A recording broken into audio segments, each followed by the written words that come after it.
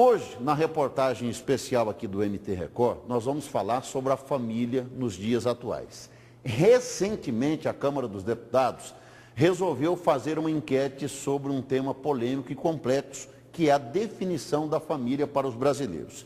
Isso aconteceu após a apresentação de um projeto de lei sobre a criação do Estatuto da Família proposto por um deputado federal.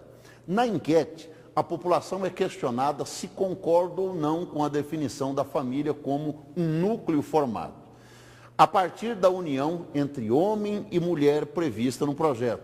E sobre esse assunto, nós vamos acompanhar agora a reportagem especial de Daniel Santos para você compreender melhor este assunto. Veja aí.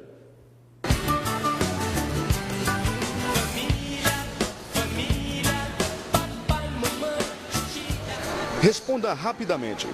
O que é família para você? É um conjunto de pessoas. Pai, mãe, filhos. Família é constituído de pai, mãe, irmãos, filhos.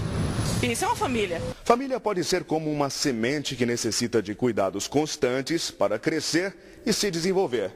Em resumo, podemos entender que sempre há um propósito para essa palavra. Família é uma estrutura social, né? Basicamente formada pela união entre dois adultos e seus filhos, biológicos ou não. A legislação brasileira define 4 eixos principais da instituição chamada família. A biparental, composta de um casal heterossexual, pai, mãe e filhos. A monoparental, pai ou mãe, e os motivos que possibilitam essa estrutura são diversos. A comunitária, onde todos os membros adultos que constituem um agregado são responsáveis pela educação da criança. A inversão dos papéis do homem e da mulher na estrutura familiar, passando a ser a mulher a chefe da família. Abrange a família monoparental, constituída por mãe solteira ou divorciada. As orientações mais conservadoras são defendidas no projeto de lei 6.583 do ano passado, em tramitação na Câmara dos Deputados.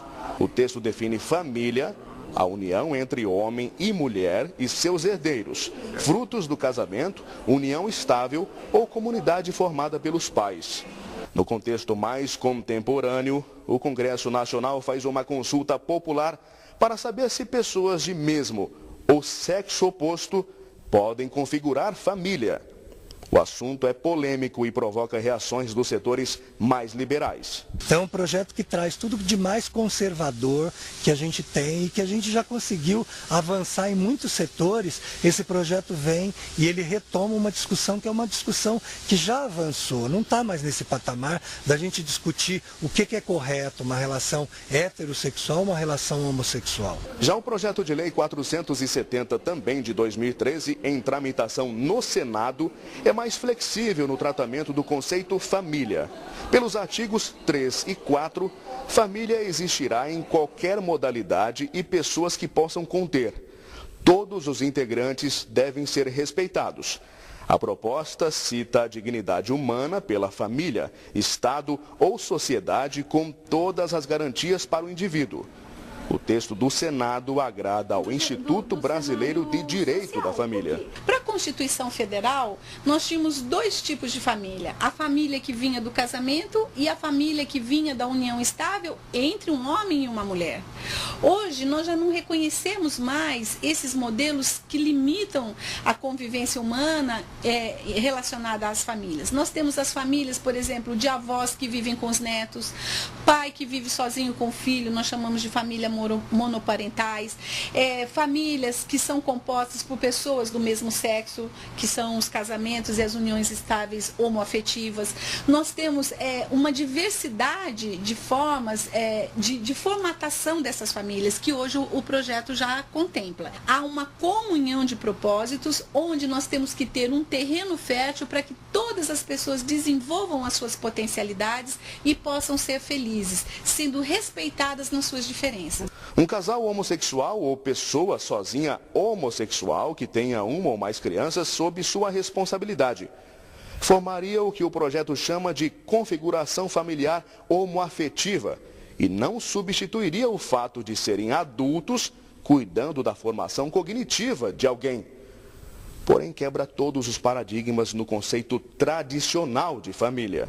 Estamos no século XXI, então está na hora das pessoas abrirem a cabeça para outros tipos de relacionamento. Ainda há todo um preconceito que envolve as relações afetivas das pessoas do mesmo sexo.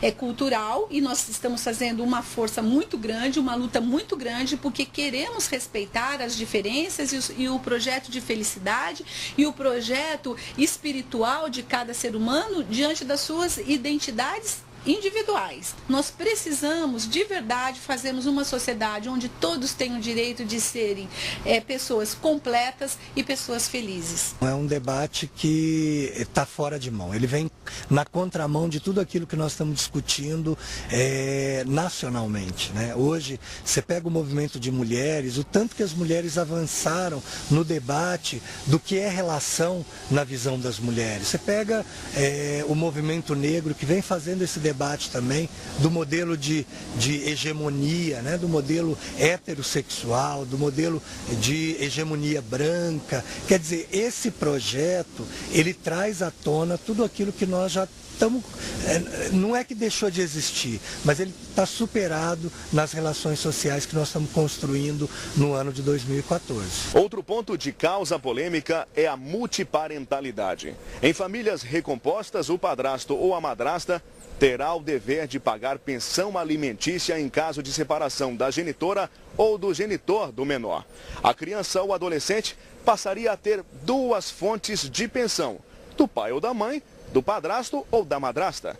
Para muitos, isso representa a propagação do afeto e um incentivo ao desafeto. Eu acho que padrasto e madrasta já é um caso à parte, né? Eu acredito que não tem a responsabilidade a respeito, fica no caso do pai e da mãe sempre. E eu criei os meus 2 filhos, porque eu acho, crio ainda, porque eles já estão comigo, que eu acho que é uma responsabilidade minha. Eu pus eles no mundo, os filhos são meus, eu que cuido. Família foi e sempre será o fundamento de uma sociedade. A instituição bem maior que partido político, que sociedade, associação ou qualquer outro gênero de agrupamento humano. Ela é constituída por laços que vão muito além de um núcleo de convivência ou de divisão do mesmo teto. E amor entre os seus familiares. Bom, para dar continuidade a este assunto, eu converso ao vivo com a repórter Luciana Gavilha, que está ao lado da presidente da Comissão de Direito da Família da Ordem dos Advogados de Mato Grosso, Joyce Campos. E, Luciana, qual é o posicionamento da OAB sobre essa mudança, principalmente essa discussão lá no Congresso Nacional? Boa noite, Luciana. Boa noite, Toninho. Olha, a Ordem dos Advogados do Brasil é favorável, sim, à modificação do Estatuto da Família. Porém, essa posição favorável não corresponde aos 2 projetos de lei que tramitam no Congresso, já que um projeto é mais conservador, que é o que representa o deputado do estado do Pernambuco. Mas a OAB se agrada muito mais do projeto da senadora do estado da Bahia, Dalice Malta. Quem vai explicar para a gente esse posicionamento é a Joyce Campos, como você disse, que é presidente da Comissão de Direito das Famílias. Por que a Ordem dos Advogados do Brasil é favorável apenas ao projeto de lei da senadora? Boa noite, Luciana. Na realidade, o projeto de lei, tal como posto pela senadora Lídice da Mata, ele referencia, ele dá preferência àquelas famílias independente de um modelo, a todas as famílias que atualmente é a realidade no nosso Brasil, principalmente dando guarida à família homoafetiva, que hoje, infelizmente, como a gente vê nas enquetes, eles ainda estão um pouco marginalizados.